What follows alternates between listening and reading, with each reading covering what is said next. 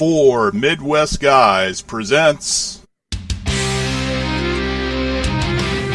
Night's Watch, a Game of Thrones podcast. Night gathers, and now my watch begins. I am the sword in the darkness. I am the watcher on the walls. I am the shield that guards the realm of men. We watch, we listen, and we remember. The past is already written, the ink is dry. I thought he was the man to lead us through the long night, but I was wrong. Show them what Lannisters are. What we do to our enemies. How do you know this? That's what I do. I drink, and I know things. I believe men of talent have a part to play in the war to come. I will never sit at night with them. You could help another climb those steps and take that seat. I'm not going to stop the wheel. I'm going to break the wheel. They have no idea what's going to happen. The real war is between the living and the dead. And make no mistake, the dead are coming. Hello, everybody, and welcome back to Four Midwest Guys presents The Night's Watch, a Game of Thrones podcast. Tonight we'll be reviewing the episode Home. With me today is my brother Aaron. Hey, how's it going, man? Pretty good. Stephanie's back.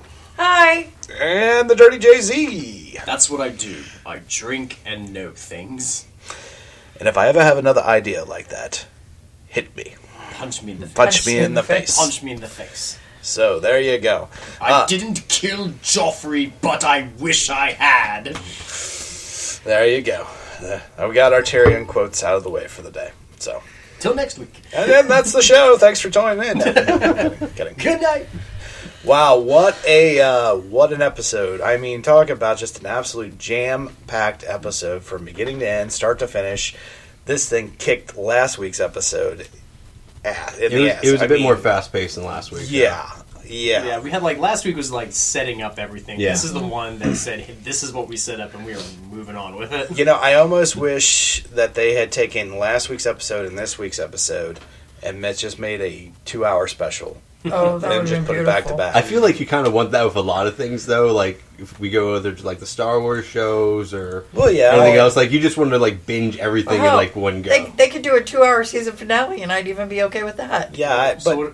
So the series finale is pretty much going to be, 3-hour-long movies. A whole day. Yeah. It's just going to be, one whole day of watching. HBO comes to the decision, we can't put this on TV, we'll put it on film, send it out to the theaters. And it outgrosses every Marvel Cinematic Universe film ever. It would probably come close, to be honest. And that's a Avengers blew it out of the water. It just made $4 billion. Here's some dragon's fire for you, Avengers. All right. So the episode opens and we see Bran finally. And he is. Oh, but we start with Bran's vision before that. Yeah. Yes, that's true. And we open up. Well, they do. I think they briefly show him with holding the. Yeah, they show him briefly, eyes closed. As he's doing the thing. The warging. Yeah, he's doing it with the three-eyed crow, the old man, yeah. aka the three-eyed crow. So he's in there doing his warging, and we're brought back to Winterfell, and we're introduced to some characters that at least we don't recognize at first, because we see them. But then we hear names, and we're like, what? We hear names like Ned. Yeah, I think it's the first Lyanna. instance where it shows let's not forget the L of R and L equals J. Yeah. I think this is the first time you really see them actually go back in time in their visions. And that's, it's an interesting little twist to it, actually. It's I was not aware that was part of the power. Can you go in the future, I thought it was just present day. Yeah.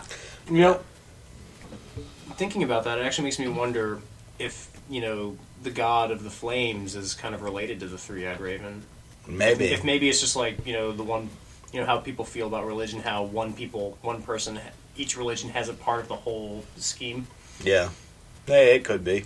Well, I mean, it's so hard to say because, in the Game of Thrones literature, you have a lot of the old gods, you have the god of the flames, you have the drowned god. Like, there's so many variants of religion within the universe, but you don't really go into too many of the details, so it's kind of hard to say. We've only heard the god of light, and then the old gods and the new gods. That's all we've heard of so far. Well, that and we have the many-faced god, which does. Yeah, we have the many-faced god. Yeah. Which does. I need a chart. And it will not give me my Starbucks order because I do not have a name apparently. Yeah, we'll get into it later, but we also now have the drowned god as well. Well, that's they had that in the Iron Islands for I think it's season or two back. Yeah, it did, but it doesn't go into them too heavily. You do see like their burial thing later on in the episode. That's kind of cool. But I thought that was pretty wicked. Yeah, like it's an interesting take. We're jumping ahead, aren't we? Oh yeah, we totally are. We are. Tristan and Shandy, we're getting ahead of ourselves. So let's talk about this. So we see Ned Stark. We see Ned sword training with his little brother Benji, the guy who disappeared long ago into the wilderness, and we haven't seen him since. Probably won't see him again because I'm pretty sure he died. Benji was killed, and they brought him back. Season 1 or season 2, and they burned his body. Did they? Yeah. I don't remember that. Maybe they did. They found him dead. Yeah. All right, so she'll be my Wikipedia. So not only do you have Ned Stark and his brother and Benji, and then for the first time ever, we get to finally see Willis. Well, not just Willis, but Lyanna. also Lyanna, yes. And the Willis, first, also known as Hodor, two of us loyal fans. Yeah, you actually hear him talking, and you see he's actually he's like functional. So could this be history's origin of the what you talking about, Willis? Maybe. Yeah, so I drink and make terrible jokes. That's what I do. So Lyanna, the one that there's a statue of apparently that we never saw, and that the one that died when she was 16. That and, whatchamacallit, Baratheon, the king Robert Baratheon. Robert fell in love with, yeah. and something she ends up getting killed. So we see her ride in on a horse. We find out that Hodor's first name is Willis, and actually was very coherent and spoke and interacted with everybody like a normal human being. Yeah, and not only that, but they also made mention that he had giant's blood in him. Now I don't know if the kids there were just teasing, or I wonder if there's any kind of truth to it. Is that why Hodor is kind of a little bit more big and stocky? He's just like fourth generation giant. Yeah, like he's like 1/8 watered down giant. You know, he's 1/8 giant. Yeah, so I don't know. So that I thought that was interesting. What do you guys think? Do you think he might be part giant? Well, it would fit with the literature, or like with kind of the mythos. I think it wouldn't be out of the question, but. Yeah, I mean, we've seen how big some of these other giants are in this show, especially on the attack on the North Wall. Yeah. So my other question, because we get to see this little preview, and they keep hinting and they keep talking about the history of the show, which could just be writing and showing that there's depth and history there. But I'm wondering if we're going to see a prequel series. What do you guys think of a prequel series? Oof. Maybe. I don't know. Prequels and me don't sit well. Well, yeah, that's we all know. I honestly think that if they do show some history scenes from throughout the show and throughout the season and stuff like that, that would be fine. But if they do a prequel series on its own, because you could do the whole War of the Five Kings or the lead up to the War of the Five Kings. Even. No, because then you don't have the same actors and. Well, sure. Well, yeah, you don't have the same characters, but it won't be the same. I think with prequels that's where it's such a fine line to tread, because you've gotten so attached to certain characters, and by the time the prequels are over, you know who's going to live. Mm-hmm. Yeah. So you've pretty much gotten rid of any kind of tension about he's about to ready to have someone cut his head off. Is he going to survive? Oh wait, I've already seen him later on down the show. So yeah, so you know who survives, who doesn't. Right, which is kind of what has been Game of Thrones' bread and butter, is to see who lives and who dies. Well, I'm sorry. Honestly, the only thing out of those three kids and Hodor that I want to see is why did Hodor stop talking? Mm-hmm. 1, and 2, was he protecting Lyanna and something happened or whatever, and maybe that's why he isn't talking anymore. Well, we have another interesting little aspect about. Because while Hodor has been protecting Bran this whole time, he's never really gotten physically involved with protecting him. And we actually kind of see why now. Like, his mother actually told him, don't you fight, don't fight. So he's got something in him from like he still listens to his mom and like I won't fight. Well, she's like he's going to be a stable boy, and that's it. So yeah, she wants him to be very kind of mellow and not like a warrior or anything like that. Yes. Probably not giving into his giant's blood. Maybe that could be. That's a good point. All right, so next scene where the wildlings show up just in the nick of time as Castle Black traders, as I'm going to call them, they're just about to break through the door. And suddenly the wildlings show up with a giant. The giant throws a guy like a rag doll. Freaking awesome. Yeah, it kind of has like Hulk and the Avengers sort of feel to it. It did, very much so, yeah. It's a very good analogy. If you saw like Loki become a smear across the pavement. Yeah. Like an actual smear of blood across this the went a little farther, admittedly. Yeah, I love the one guy. Like he thinks he's gonna take him out with an arrow. The giant just turns around like, really, and just grabs him and throws. Yeah, he's just like right. What was it? Right in front of Thorn too. Drops him right in front of Thorn. Yeah. I mean, just a few seconds later, everyone just drops their swords. Like, yeah, because you kind of realize, like, oh, well, maybe I didn't hate Jon Snow that much. I give up. I'm sorry. Just everyone's like, they have dozens of people, and the giant alone would take us all out. So we're good. Yeah. All's forget. So yeah, except for Bastard Thorn and Bastard Little Child. Yeah, they're the only ones that decide to attack and are easily the boys thrown off. And well, I mean, they're both taken to prison. Like they could have. And again, showing mercy, they could have easily, in Game of Thrones fashion, killed them in a very satisfying. Yeah, they could have just had the giant just throw him over the wall, and honestly, or wherever. And honestly, in some fashion, I thought Thorn was going to die, and I was surprised that he didn't. I thought that'd be like kind of a quick retribution, like try to take over, will you? Somebody has to pay, but I guess he's going to see his day in court, so to speak. It would be my guess. Go ahead. I think he's going to see a snow day, but, that's just me. I think one theme that has been going on in this episode, as we'll get to later on, regimes are known to fall. Like, a lot of heads are known to... They don't last long. Yeah. Dorne, we saw last week, and this week, as we get to later on, whoever's in charge, it's not forever. Yeah. Which I think at the turn of every election year is always a good reminder.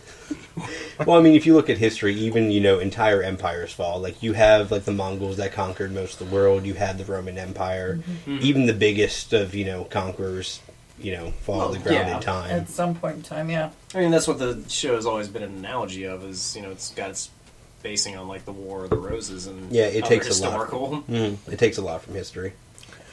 All right, so we can move into the next thing, which I like to call the weakness of King Tommen. It opens. How are you a Lannister? Yeah, exactly. But this whole thing opens with a drunk man talking about how he showed his cock to Cersei, and it was the most glorious thing she's ever seen. And then Stannis Baratheon shows up, and his penis is huge. It's just nothing but a bunch of wieners. Okay. That's not really what happens. But anyway, so the drunk goes to piss on the wall somewhere. The mountain just happens to be there, Zombie Mountain. And just pushes him into the wall and kills him. Mountainstein. The mountain just like slams his head against the wall, like spraying blood everywhere, just walks away. It's a very quick, just... quick skull Probably crush. the funniest moment I'd seen in the show in a I don't know, while. between that and like the giant just whipping the ragdoll body around, like they were both kind of oddly comedic moments. The show knows how to have that fine line of like the most horrific violence becoming the funniest thing you'd seen on screen. But they've never had that before. I mean, honestly, they've never had a comedic kill before. Well, and they've had two. They've had two in the first like 10 minutes. They might be poking fun of themselves at this point a little bit. Yeah, maybe, and they've had like fun with violence before, with Tyrion slapping Joffrey. I think that everyone loved that moment. Everyone loved that moment. Like there was enough emotional build-up where everyone wanted to do it, so it was such a payout when he does it. Reaching up and slapping this kid in the face. Yeah. But moving on, so apparently Tommen keeps his own mother from Marcella's funeral. Because he fears, because the high priest has said she can't attend. Yeah. Dick move, bro. The scepter. At the same time, though, later on in the episode, or actually like a scene later in the episode, is like, oh, that was probably a valid choice on his end. But like you see Like it was, but at the same time... It shows his fear and his lack of leadership and balls, essentially. Well, or it shows how strong, like, the actual religious order is within the city. Like, right. They have more or less the queen of the empire in their grasp, and the king afraid of him. Like, the king could have easily made some kind of show and said, hey, anyone shows up, we will take your entire sect. Well, I mean, I don't know if you three caught this, but when he apologizes to his mother, or when, you know, he tells his uncle, quote unquote, father, Uncle Daddy. Yeah, Uncle Daddy. We are Uncle. We are in Kentucky, so why not? Well, it is the southernmost kingdom. So anyway, well, outside of Dorne, but that's more the Caribbean. Yeah, he tells them. So it's like Florida. I let them do all this stuff to my mother. Not once, not one time did he talk about his wife. Yeah. It was all about his mother. That's true. So it's like, what about your wife that's still in prison, kid? Hello? This one that you're supposed to really love and have tried everything to get her out. It was a very quick marriage at this point. Wow. But he's just, I think it's, I don't know if it's just, he's just a kid who doesn't want, was given the throne, was not prepared, or if he really just doesn't have the balls without his mom to back him up. How are you a Lannister? Precisely, you know. So eventually, at the same time, like in terms of actually being a fit ruler in time, he probably had more going for him than Joffrey does. Yeah, but yeah, there's a lot of growing up that needs to be done for him to be. Yeah. Fit Well, for he's ruling. obviously a lot kinder than Joffrey. Anybody with any kind of a he's not a madman. He's not crazy. Yeah, no. I mean, after like the last 4 kings that Westeros has had, 2 of them were mad. The 3rd was a drunk, and now the 4th is a weakling. But I mean, after Joffrey, I mean, it's kind of. I mean, you almost want something refreshing that you have a kinder one, but then you realize maybe its world is not ready for a kind king yet. Not in the current climate. No, I mean, winter. I don't know. Is it still coming, or is it like freaking here with the? Well, it hasn't spread south yet. It's definitely in the north. Yeah. It's probably about to hit the wall. Yeah, I mean, it's hit shit's the wall. about to hit the wall. It's coming down. I mean, you don't even have a the Knights, the Watch out there anymore. I mean, no one's watching the wall. They're all kind of infighting. Pretty much, they're infighting.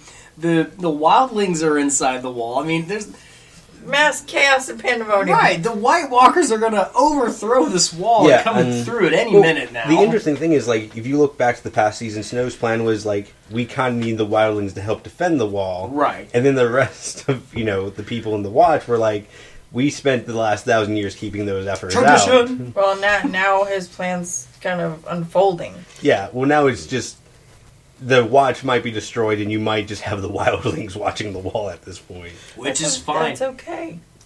All right, so let's turn it back to King's Landing. Back to the next scene, which is where we see Jaime with King Tommen briefly. He basically just says, essentially, they have a little small conversation, and most of it is go talk to your mother and ask for forgiveness. Yeah. After that, though... It's a very parental moment. Yeah. Mm-hmm. But after that comes the better scene, and that's where Jaime versus the Scepter, High Sparrow, whatever. It's the High Sparrow. Yeah, High whatever Sparrow, he is. Scepter. The High Priest of... the guy from Tomorrow Never Dies. Pretty much, yeah. So no, it's the same actor. So, yeah. So what do you guys think of that scene? Because they go back and forth. They It go was a back good and forth. tension moment. There's saber rattling, literally, by Jaime. Yeah, there's going that on. nice quote, would you spill blood in, like, a holy area sort of thing. It reminded me very much of, like, the Klingons, perhaps today is a good day to die. Like, well, yeah, you can kill me, but they're going to kill you. Because he brings out his guards and surrounds he them. even, like, the High Sparrow even says, like, you will probably kill me before they reach you. Right. Well, I don't even think it was probably. It's like, you'll kill me before they get close. They reach me, yeah. Yeah. So it's like, it's somewhat of a stalemate. Yeah, like, and there's that nice kind of quote where he's talking about, like, how individually we're very weak, but together we can overthrow a kingdom, sort of thing. He said, but we've overtaken an empire. Yeah, he has. I mean, I was like, oh. I mean, yeah, he's proven it. Like from what we've all said, like he's made the king afraid of him. And obviously, there's going to be a showdown coming up. I mean, do you guys think that the Sparrow, this High Sparrow, do you believe that he wants the throne?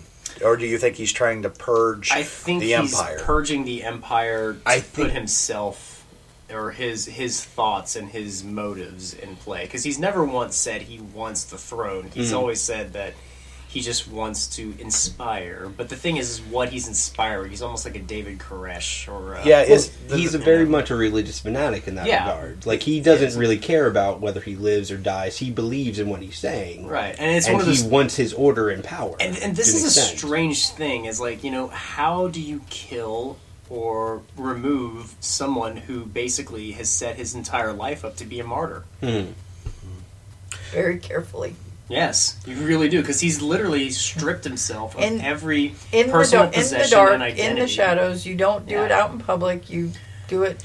So you don't think he has any political aspiration? You believe it's purely religious? I think it's purely, he's motivated by his beliefs. It's a belief motivation. Okay. All right, I just wanted to throw that out to you guys, because I almost had like a feel of like kind of like the bishops, the Catholic Church bishops with the. I think if his order took English power, Empire, you would have that in time. Like, you would definitely have people going through that order to gain power. Yeah. But him himself, looks very much like a fanatic that is motivated by belief and by his, actual convictions.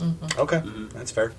All right, so next scene, Tommen basically asks Cersei for forgiveness. She forgives him, and then he said, please help me be stronger. So basically, I believe the bitch has been unleashed, and war is coming. You know what? Tomorrow's Mother's Day, and it's Game of Thrones night.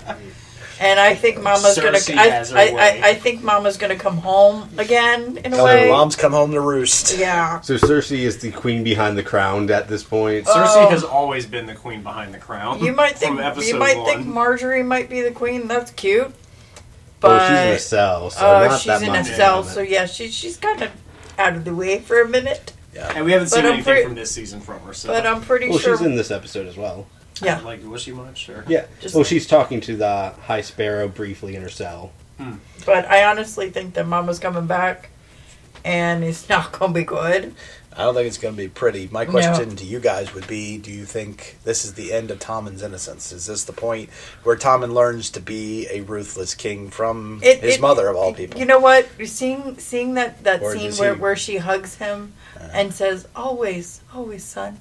You almost saw this sweet little boy get hugged by the devil. And here's the thing. Yeah. Game of Thrones, like, for the first couple seasons, you hated Cersei so much, but her one redeeming quality was always the fact that she would do anything for her children. And we know the prophecy of the witch that she spoke to that said that she was going to bury all 3 of her kids. I don't know if it's so much like he's going to end up being ruthless as much as he is going to be reckless, and the reckless is going to be his undoing. And that's to be honest, I'm not really sure if you'll see him being ruthless or reckless as much as you'll just see his mother kind of taking charge from behind to an extent, like where she's kind of running order, she's running the castle again, where she kind of... Which in a sense is reckless, letting Cersei have that You can make that argument, but she might kind of keep him in his high tower to an extent. Like where she'll... Like he did to her during the funeral. That's more or less, and she'll just release, the mountain upon the populace. And that's what my question is will we ever see him actually be king, or is he going to be a puppet, even to be honest, I wouldn't be surprised if he's actually killed off this season by either the snakes from Dorne or from other characters within the show. Giving Jaime the crown. Yeah. So more or less, I would imagine that it's Cersei in charge until he's killed off, and then we'll see how that transfers. Interesting. The one thing I think is always, has interested me, like, watching this show progress has been watching how characters we've come to hate have become characters we've actually come to somewhat sympathize or respect in a way. Maybe. One of them being Jaime Lannister for me. I have a hard time with that guy. Yeah, but there's something I think that kind of redeemed him a bit after season 3 when he went back to protect Brienne.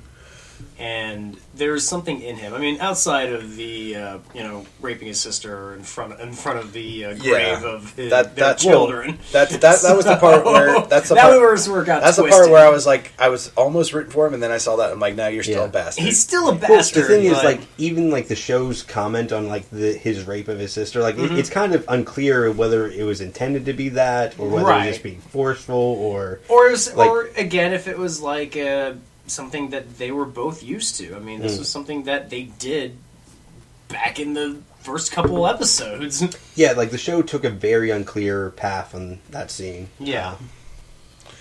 All right, let's move on, guys. Let's get to a favorite scene of mine and a favorite scene, I think, of John's, perhaps of the entire season. So maybe this series. We find out, we move on back to, was it Marine? Marine, yes. We moved to Marine, and we moved to see Tyrion, and then it's revealed through the council meeting that they've lost the other two cities back to the slavers, and it's just Marine now. Mm-hmm. And that's all that they hold, and that they've lost communication with the other two towns. So that usually means invasion is coming at some point. You would assume, especially after the loss of their navy or their ships. Right. Mm-hmm. So upon hearing this, Tyrion's like... He basically he has an idea. He's like, dragons do not do well in captivity. And that's where John quoted the line earlier. He said, well, how do you know this? I drink and I know things. I know things. I drink and I know things. So he actually gave like an interesting explanation for it as well, because he could quote, like how his empire kind of held dragons for years, and like each generation they just shrank until they one became was house like pets. Until like they were the size of like a cat or a dog. They domesticated them. Yeah, I thought that was very interesting. And I think that's the build up to my favorite scene. Is he says the one thing dragons are, they're intelligent and they're loyal, and then he does something that I think anyone watching that would have not even considered doing themselves, and he puts himself into that pit where Daenerys chained up two of her three dragons because they were terrorizing the landscape. They'd killed livestock, they'd killed children, so she had to lock them away to show that she wanted to keep her people safe. But Tyrion decides, you cannot, like you said, you cannot live in captivity. Yeah. So he goes down there himself to free them. Well, because he knows he needs them. Yeah, he knows that's what Daenerys' empire needs, is to let them out, because they don't do well in captivity and they haven't been eating, as they've been saying. And he shows up and he talks to them, and in the typical Tyrion Lannister fashion, he gives this great speech. It's a weirdly emotional speech as well. It really is. I mean, it's this wonderful Tyrion speech where he talks about, when I was young, the only thing I ever wanted was a dragon. And I told my uncle, I said, I just want a dragon. It doesn't even have to be a big dragon. It could be a little dragon. Yeah, he was like, it can be a small dragon, like me. It could be a small dragon, like me. And then they told me, there are no more dragons, and I cried myself to sleep. And it's just, in typical Tyrion Lannister fashion, it just connects with you. It's like it was an emotional highlight for the show, oddly. It's almost like that moment when you're a kid and you find out all dinosaurs are extinct. Yeah. And then there you are face to face with something that you thought was because so cool. You've been playing with these big giant dinosaurs all your life. Yeah. Well, then you see the dinosaurs there, and you finally get a chance to connect with them.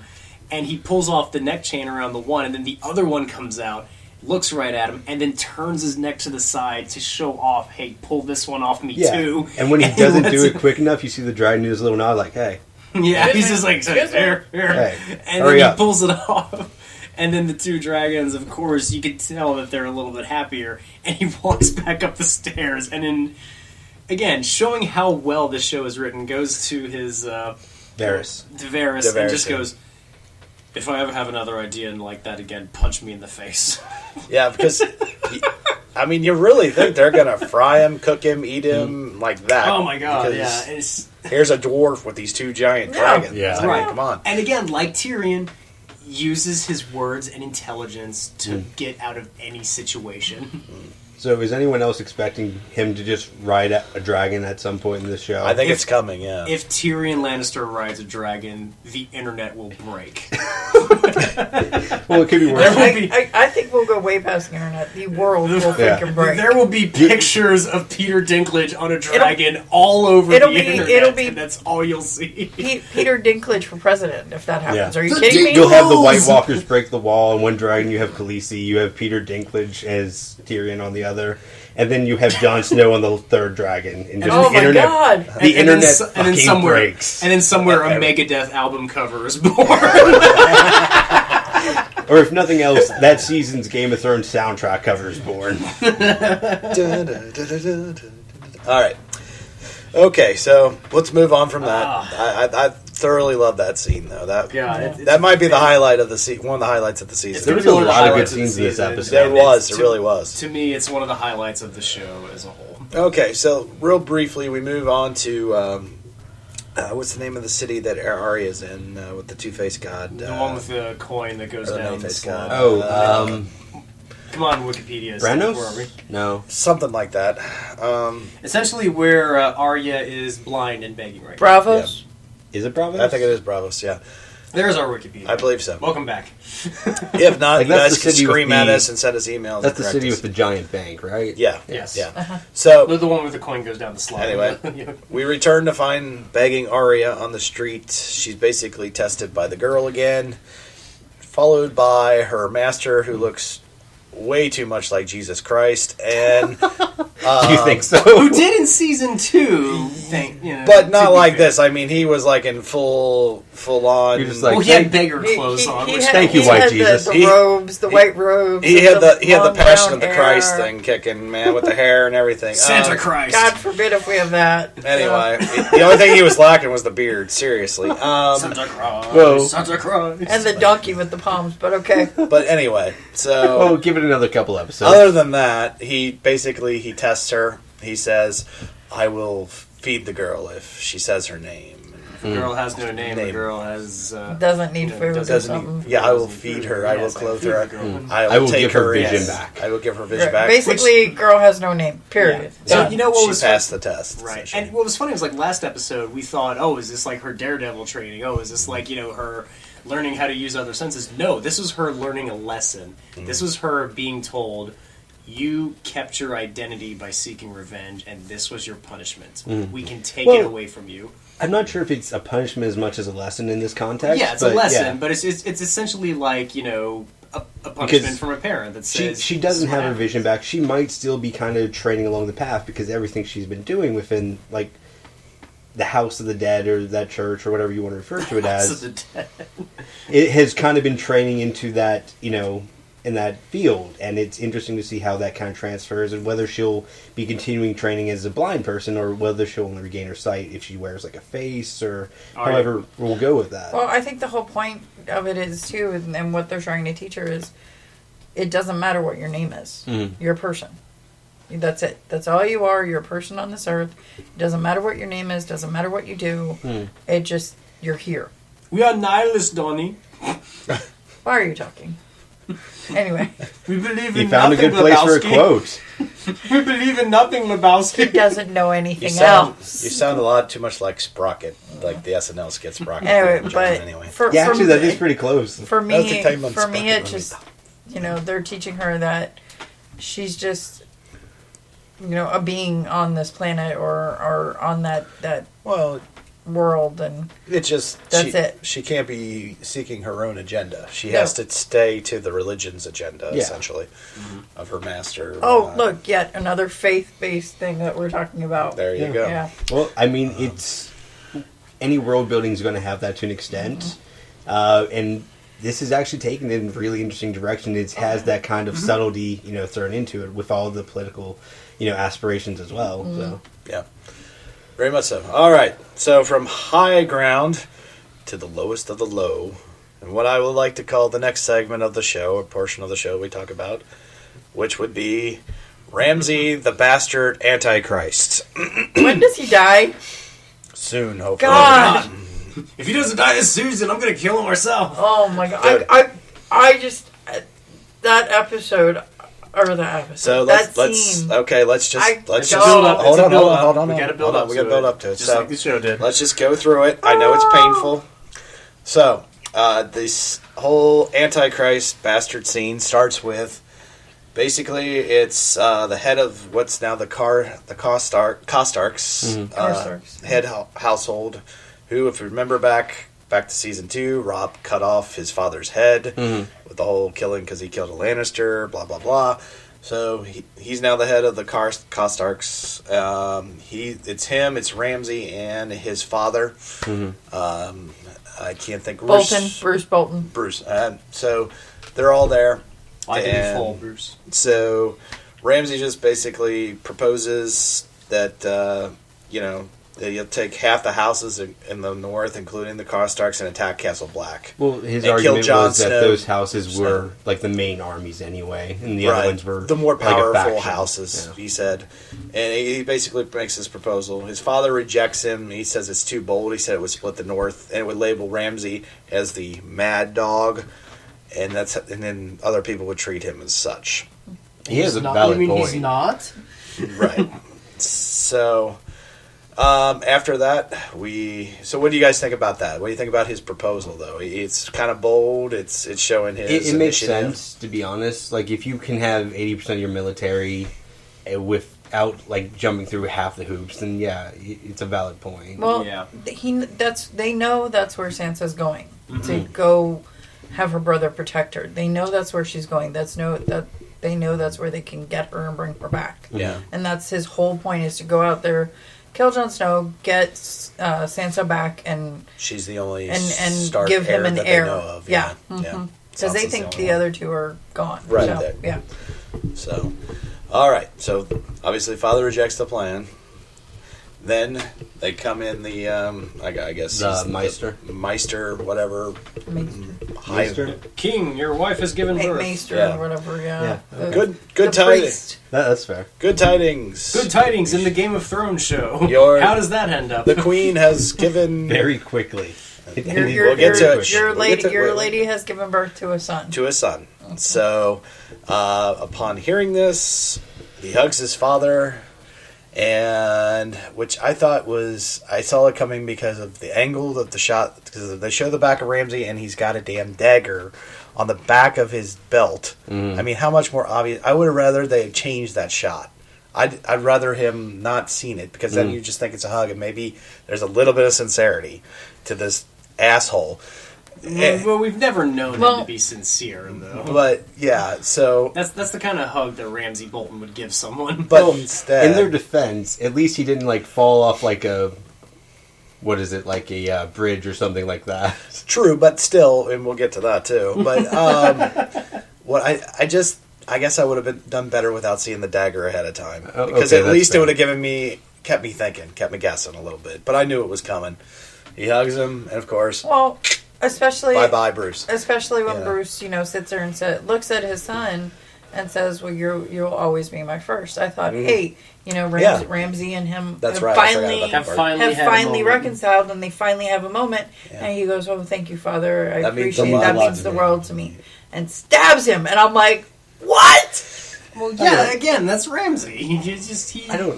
He's the new Joffrey, and he has to go above the cruelty and evilness of Joffrey, and that's a high bar to surpass, and Ramsay has managed to do that slowly. But this episode, and just when you thought maybe his dad maybe deserved it because he kind of pushed him in that direction. Last episode, he kind of said, "Well, if your stepmother has a boy, you're in trouble." Blah blah blah. Yeah, Sansa has to have a boy. Yeah, right, right. Really putting some pressure on to this already unstable son of a bitch, but. Then he goes one step above, orders his new stepmother, who's just given birth to his brother, holds his brother and says, my dear brother. Oh my God, that freaked me out. Yeah, oh God. And gives it back, leads her into the dog chamber, and has the dogs eat his stepmother and his newborn brother alive. Yeah, and he has that moment where his mother's being like, "Please, we're family. I'll do anything. I'll leave. I'll go back home." And he's like, "I prefer being an only child." Yeah, watching this with Steph was like 5 minutes of her. It's just like, you knew what was coming. You knew the build-up. You knew it was going to be unpleasant. They didn't shy away from it, but yeah, Steph. I mean, I gotta pass this one over to her. Just like, I want to hear you just let everything out about this whole moment. That was awful to watch. Are you kidding me? I was like, okay, you know, she wants to leave, take the baby, that's fine. And I honestly think that had she just said, we'll leave, we'll go home, we won't stay here, I think he would have let her. But then she was like, he's your brother. And I'm like, oh, there's the kicker. And I'm like, nope, that just ended it for you, honey. I'm sorry.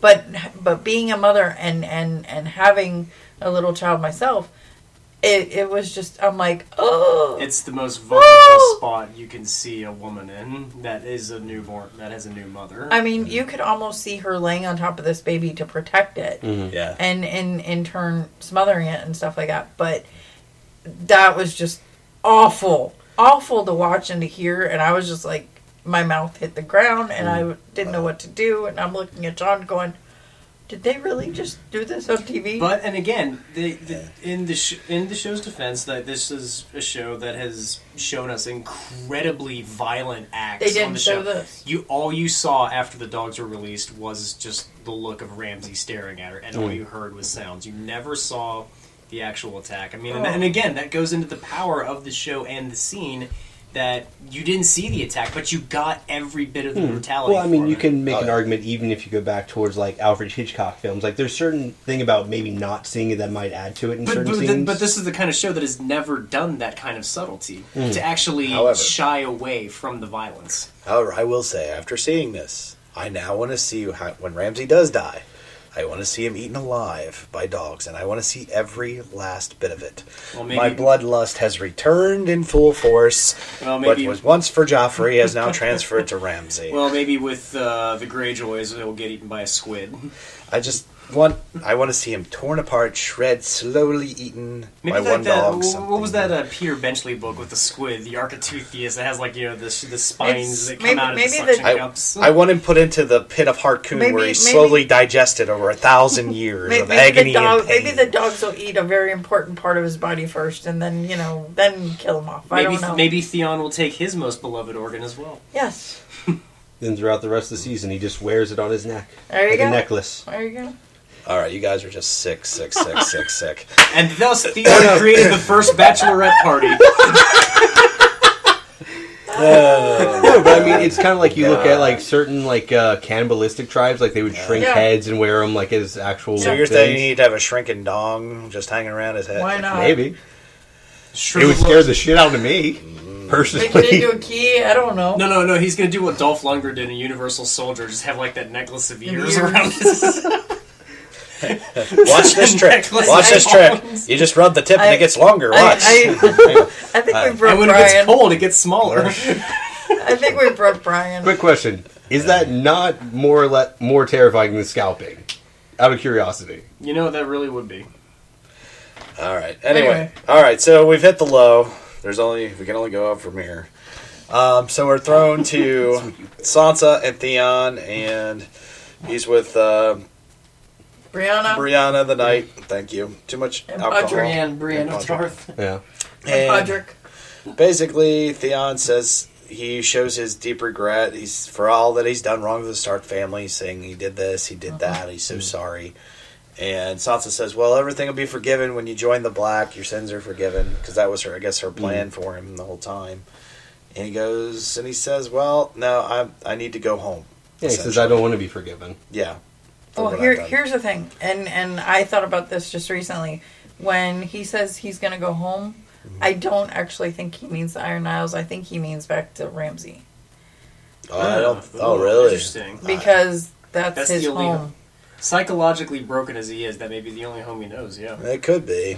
I don't know. Like, I kind of assumed he meant the Iron Islands just because that's where it cuts dramatically. I think that's where they want you to think he's going to go. That's a cutaway, but that's also something that you could lead the viewer into thinking something else. Yeah, it kind of gently leads the viewer in one direction while moving something else. I would agree with that, but I don't think he would because he wouldn't want to give up Sansa's location and where they're going. I don't think he'll give it up because he told Sansa, he goes, I need to die for my sins, not be forgiven of them. But I don't know. We'll see. I think he's heading home, though. I will see. But my question to you guys, though, is do you think that everything that's happened to him, do you believe that he's paid the price for his sins already, though, through Ramsay? I mean, the man's been castrated and tortured and to be honest, everything else. Has he paid enough of a price for being the bastard that he was temporarily? I'm not sure because that's a very subjective sort of thing, so I don't know. To be honest, I think he paid for him being strung up by Ramsay in that season alone. That was more than enough for any human being to go through. I mean, yes, he did betray the Stark family. Yes, he did murder some beloved people. Yes, he did order 2 innocent farm boys murdered. He's done a lot of horrible things, but he has also been destroyed as a human being. Like, the Theon that we are currently watching is not that same Theon. Like, he is broken. He's gone. Yeah. So what we have now is not that same person. So no, he doesn't deserve to die because he's already dead. Yep. All right. And speaking of home, the next scene we're brought back to the Iron Isles for the first time in what's his last? Well, how long has it been? I think we were briefly there last season, but not. I don't think it was. I think last time was in season 4. Yeah, it was a couple. Because we didn't see the one Stark child until this season, and I don't think we saw the Iron Islands last season either. Or maybe not the Iron Islands. We did see his sister last season. Yeah, we might have seen her briefly when she tried to rescue Theon, I think. Yeah, that's a fair point. Which they never explained that thing. Yeah, we never saw her, like... Yeah, I mean, because last time we saw Theon's sister was like at the invasion of the mainlands, and we saw her trapped. And next thing we know, now we see her here, and it's like, okay, so I guess you got away somehow. Yeah, and leaning off of that, we learned that the invasion of the Iron Isles on the mainland has failed. Like, their last stronghold has fallen, essentially. And Theon's sister basically objects to her father's rule on waging the wars. She's ready to make peace at this point. She said the only reason we even took them anyway is because they were away fighting a war, and now they're back. It's time to... her father's just stubborn and doesn't want to seem to let go. He just wants to keep warring on. Well, he's the 5th of the 5 kings. He's the only one left. Yeah, he is, and until Well, we'll get to it. Until it's only 2 minutes later. Until a guest star comes in, a surprise visitor. So, do you think? Let's just throw this out. Do you think her father is maybe just so caught up in his own grief that he no longer cares and that all he knows is war and all he wants is revenge at this point? I don't even think it's grief. It could be because he's lost 3 sons, including It could Theon, be, but if it's one thing this show has shown us in its themes, it's that the older generations, like the generations of Tywin Lannister and all the other fathers figures that we've seen in this show, they have. I mean, hell, even Thorne at Castle Black.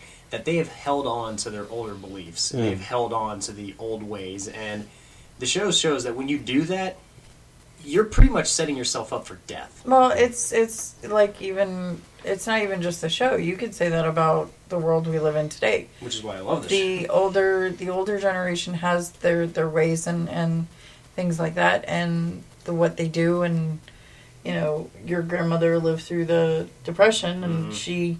saved and watched everything. Oh, yeah, like the entire Great Depression generation. So you had that. I mean, you have every generation has their own way of doing things. The king, the Iron Islands King, the reason he wants to do nothing but wage wars is because that's all he knows. Yeah. That's all they've ever done. But, war after war after war. Also, it does kind of speak to the Iron Islands culture as well. Like, they have the one motto, what's dead will never die. No, they have, pay the iron price, which more or less means you take it by force. Yeah. Like, that is kind of their culture. It's very based on, either the Nordic, barbarian sort of thing. Kind of like a Viking. Yeah. Yeah. John, you seem like you had something you want to chime in with? Well, what I was going to say before that, based on what you were saying, Steph, about, the older generation holding on to their mentality, and I think that's one of the things I love about this show, is that when the themes of it holding on to old broken ways is what's killing a world. I mean, dear God, I mean, look at a lot of the stuff that we know is the problem of the world today. Look at broken politicians. Look at broken sex. Look at, all these things around us that we're just like, God, why do you keep doing this? We've seen that it doesn't work. Why do you keep doing it? This is what this show is speaking towards. I mean, the end of season 4, the title was called, I believe it was called The Children. And essentially that's what that show was about. That was the show about the younger generation rising up against the fathers. Tyrion kills his father at the end of the episode, and it's the segue of saying, hey, the older generation has to pass away for the newer one to create their own. Well, to get back to Aaron's thing, you talked about Thorne and earlier and said, he's an older generation and stuff like that. Well, if you look at what's going on now, they killed Jon Snow. He's the younger generation, right? Mm-hmm. Thorne is the older generation. He's like, no, the wildlings can't come in, blah, blah, blah, blah. Yeah. We've fought them our entire lives. They're evil. Okay, well then you have Jon Snow, the new generation, coming in going, yes, but we need to all get along, and things need to change, and a new regime has to come through. Yeah, it very much speaks to your and John's point about generational differences. Mm-hmm. So, one other point. They keep talking about these massive fleets they have. Where do they get the wood for these massive fleets? These are just a tiny little islands with giant. That's their massive income right now is driftwood. Like, just keeps coming past their iron. The other navies keep destroying, getting blown up or lit on fire. They keep collecting driftwood. Oh, it's the fodder from Blackwater, just like kept drifted towards their shore. They're like, our fleets will never, or nobody can mass our, meet our numbers. We can beat people on the water. We can't beat them on the land. Right. And I'm like, they said I was mad to build a boat out of iron, but I did it anyway. That boat sank. So I built it again. That boat sank as well. And that's why you're crazy. All right. So that's why they worship a drowned god. It's actually the first boat. So speaking of the Iron Islands and how they are, they're these giant, castles, I guess, and in between there are just drawbridges. Yeah. That cracks me up. Where is Osha in the Seven Kingdoms? Apparently nowhere to be found. So it's windy, it's storming, and he's walking out, and he's already having a hard time walking across this bridge, and he's met by a hooded figure who, even though this guy is much older looking, looks very middle aged, he's confronted by apparently his brother, which looks more like, Aaron, your age, which, you're in your 20s. And it's his brother, apparently. Yeah, there's a big age difference there. Yeah, and we find out not only is it his brother, but his brother's been at sea and lost at sea, essentially, or at least he thought he was. He's gone. And they have that fun little story about how they had to tie him to the mast to prevent him from jumping into this storm. And how he cut out everybody's tongues after they untied him. Yeah. So he has, this legend of madness surrounding him. Did he die? Does he resurrect? I was so freaking lost. No, that came out of left field. Yeah. Okay. I think they were just building. That's a very quick introduction to that character. I think they're just building up where this guy, how nuts this guy is, or whatever. Or is he even real? Well, I think he's real. Very so much after Dorne, Thorne, and the Iron Isles, we have 3. Thorne from Castle Black. I know Dorne and Thorne and Iron Isles guy. Yeah. We've seen 3. Oh, and also Ramsay's father. So that's 4 heads of,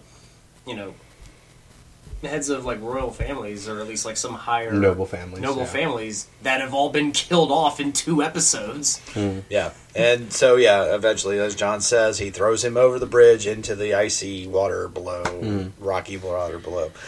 And then it cuts to his funeral. Yeah, which is actually really interesting because they send him out on this little float with rocks and stuff where it's going to sink. They wrapped him in seaweed. Yeah, it's what it looked like. That was pretty. But instead, it was there's almost that even quote about how the creatures of the ocean will feast on him, sort of thing. It's it's a weird circle of life sort of thing. But it was strange because it was like a Viking's funeral without the fire. Yeah. Instead of lighting them on fire, you don't want to give the fishes birth. It's interesting because going back to the drowned god concept, they get rid of their dead by drowning him. Yeah, more or less just sending them to the bottom of the ocean is that weirdly fits. It's a nice way. Yeah. But what I thought was interesting was later on when Theon's sister, and I don't remember her name right now. I'm so sorry. She talks about becoming the new king, and this again priest looks at her, goes, "Maybe you'll be king, and maybe you won't." Yeah, which brings up the theory. So she says she vows by the iron throne, the salt throne. Throne. Thank you. That she'll find out who did this, and he goes, "Well, who is he?"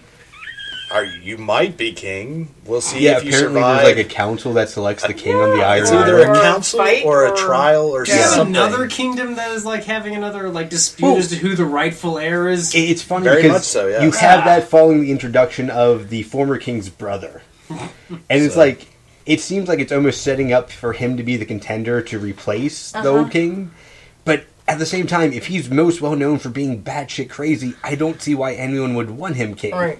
Well, but it does seem like the setup. As we've proven in the world that a nice king like Tommen can't succeed, maybe they want a batshit crazy person. I mean, it could be their Donald Trump. But again, there's like a religious tone here.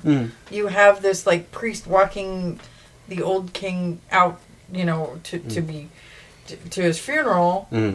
And again, more religion. This whole episode had nothing but religion. Coppola blocking here, and Well, it's about secession and how the religion essentially helps transition. Yeah. Well, what it sounds like to me now, I don't know that because I watched it, I rewound it and watched it a couple times.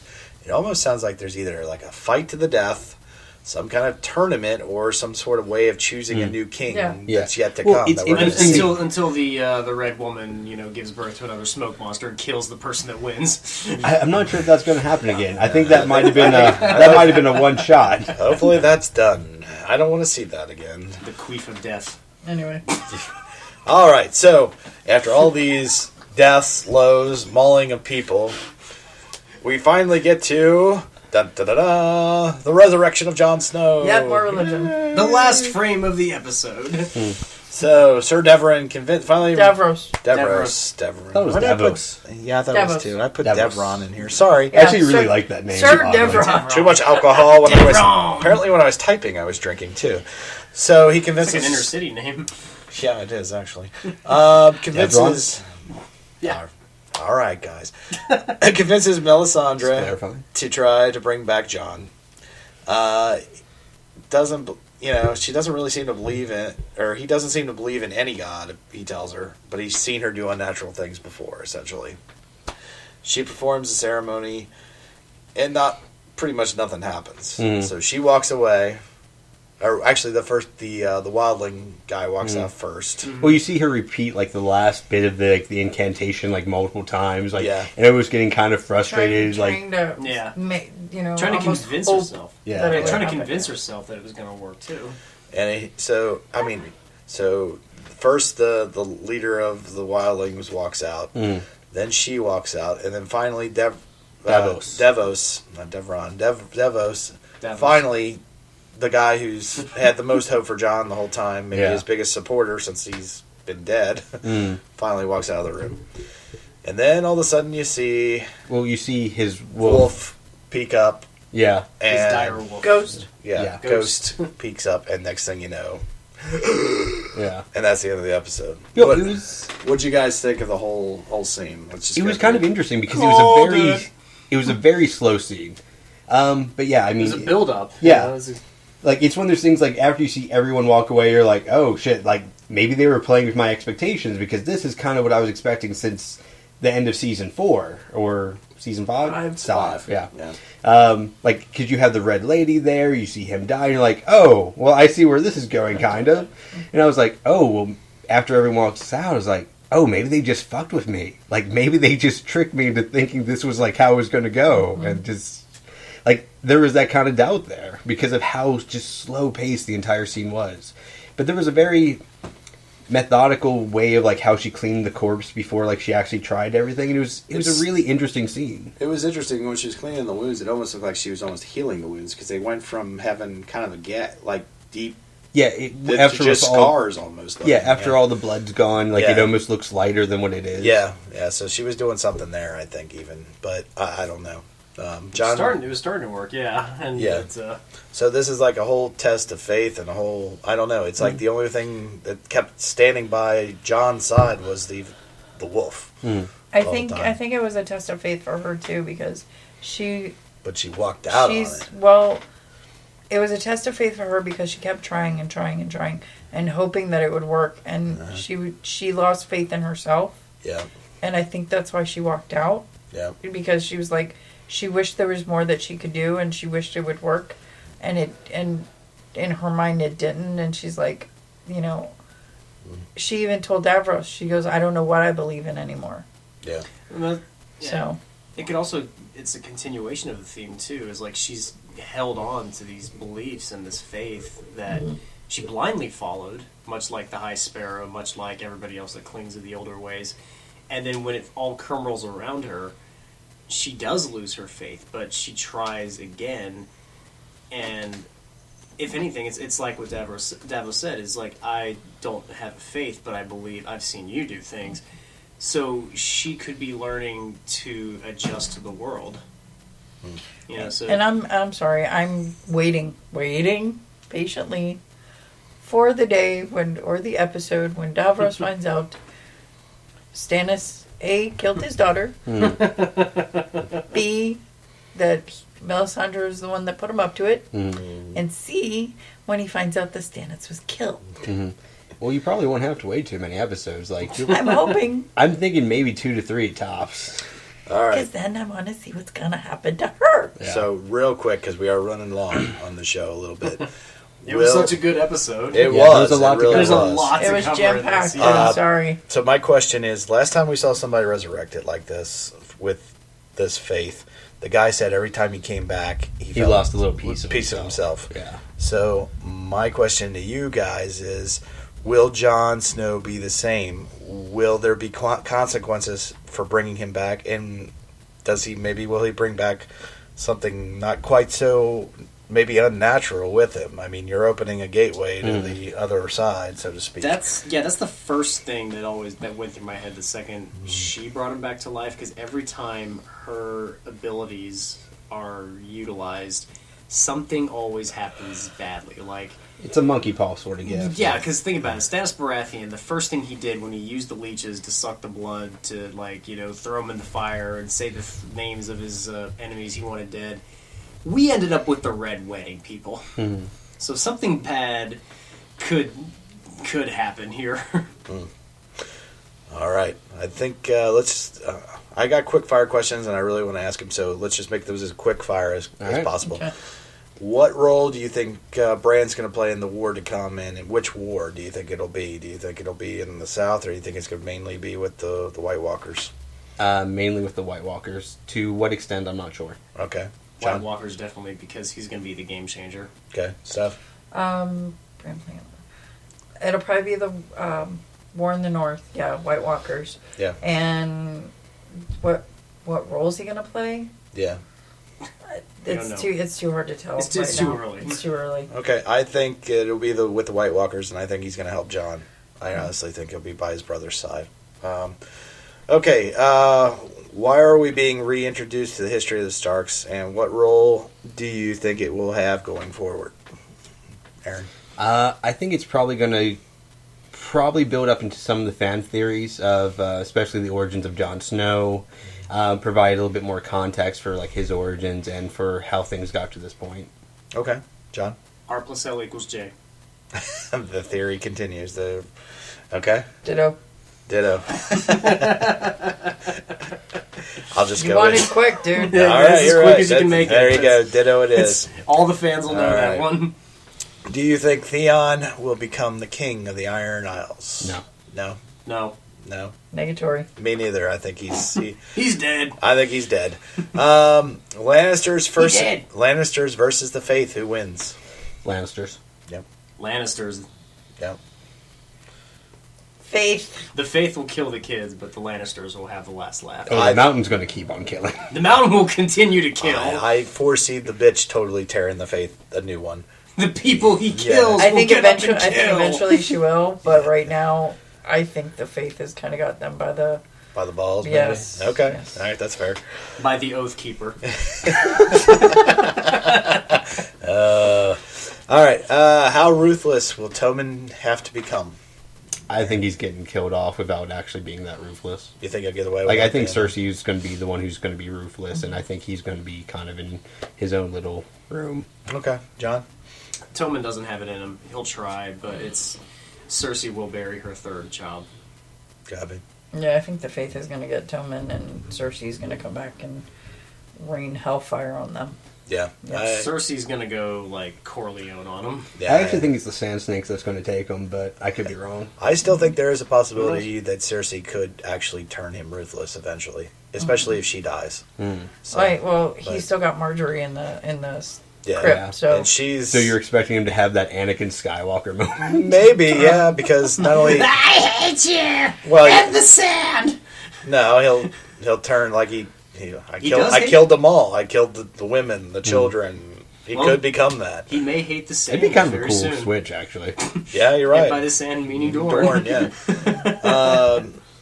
Can Tyrion get control of the dragons and use them to save Khaleesi's kingdom in her absence? Control, probably not. Use, probably. You think he use some sort of political way of using Well, it? I mean, I think there's ways of manipulating the dragons or having them, symbolic. Yeah, like using them in like an advantage to either attack other neighbors or just letting them run rampant as, kind of a show of force. Way, a show of force, a way to kind of scare off neighboring enemies. Whether he can actually manipulate them or not, I'm not sure. Okay, John? Tyrion will take control of the dragons after he will have a sword forged for him, and this way, when he goes flying on a dragon with a sword in hand, he will make the Meatloaf Bat Out of Hell album cover look like Really? garbage. I think he'd go for the battle axe. Like, isn't that what he used in the Battle of Blackwater? He used the axe, yeah, but the image of Tyrion with a sword and a dragon will I don't know, definitely overtake any heavy If metal you go to album classic cover. fantasy, like dwarves and gnomes, like they have like there's like giant. All right, axes. guys. All right. Steph? will he get control of the dragons? Yep. Possibly. Will he save them? Will he use them to save her kingdom? Absolutely. All right.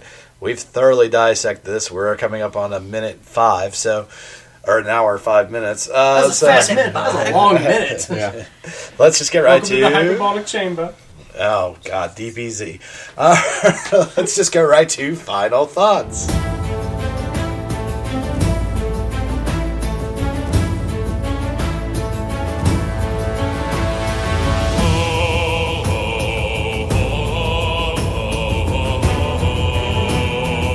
All right, Stephanie, girls first, ladies first. Yeah. Go ahead. I give it an absolute A+. This was a fucking phenomenal episode. It was great. I loved it. I cannot wait to see the rest of the season. Yeah, I couldn't agree with you more. I gave this one a solid A+ for sure. How can you not? Wow, what an episode. I mean, it was jam-packed. Highs, lows, resurrection of Jon Snow to Ramsay, that motherfucker, killing his family, throwing the kid to the dogs. His brother and his stepmom to the dogs. I just, like I said, I want to see him just torn to piece by piece, slowly. Anyway. Ramsay Bolton gets a hold of the torture chamber, or Theon gets a hold of the torture chamber. Yeah, exactly. We got to see the return of Bran. We got a look back at the early Starks. Good lord, just so much going on here. A++. Johnny. You know what? This show, I don't know if this show has ever had a downside, or a down point. And this is an episode that continues to show off how great the writing is, how great the cast is, how, again, we can go into like how awesome the production value of the show is, but it's just an overall flawless TV show. And this is one of the episodes that shows why there is such a great following behind Game of Thrones. Because we love the characters, we love where they go, we love where the story takes us. We love that we can spend over an hour analyzing a show that's an hour long because of everything that they have in it. There is so much to this world, and this episode has proven that again. So yeah, it's a solid A+. Yeah, and I've had to cut you guys short more than once, so go ahead. For me, it's a solid A+. This is one of those episodes that really makes you wish HBO did something to the Netflix model where you could just binge it. Yeah. Like, if you had the opportunity just to run through it all, like, in a single sitting. Oh, if you have HBO Go, you can. Like, they have the entire show on there. No, I mean, like, just for, like, the season. The whole season. Yeah, like, if they just released the entire season at once, if you could just binge watch it all like in one go, you'd just be like, yeah, there'd be a lot of people that would, and myself included. Like this is one of those episodes that really just encourages. I'll be back in 10 hours. Yeah. Oh, no, I would lose a couple days because I'd go back and have to rewatch it again just to take everything in like this. Because I like the weekly, the fact that you get a week to digest it. I think you and I would sit there and look at Abby and go, honey, can you change your own diaper? Mommy and Dad, you're busy. There. We got the coffee and the Red Bull. Let's go. It's party time. There you go, kid. Just here's the iPad. Watch your videos while you sit on the toilet. You're good for the next day. There's some food in the fridge. We love you. Bye.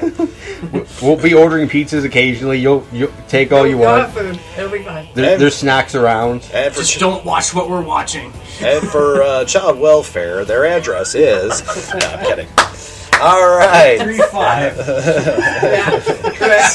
So, where can you find Midwest Guys? I'm going to make this real quick because we've gone so long. Everywhere. Just go to google.com, put in the number 4, Midwest Guys. You'll find our YouTube page, our Twitter page, our Podbean page where all of our podcasts are listed as well. Everywhere.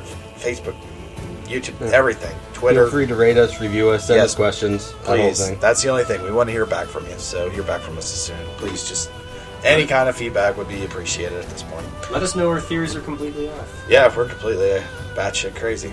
All right. So, with that in mind, Aaron, thanks for joining us. Yeah, not a problem. Johnny, thanks for joining us. As always. Stephanie, thank you. Yeah. And for B. Willie saying, once again, don't love anybody because they end up dying in this. They're just going to die. Love no one in life. And Ramsey must be torn to shreds. Shreds, I say.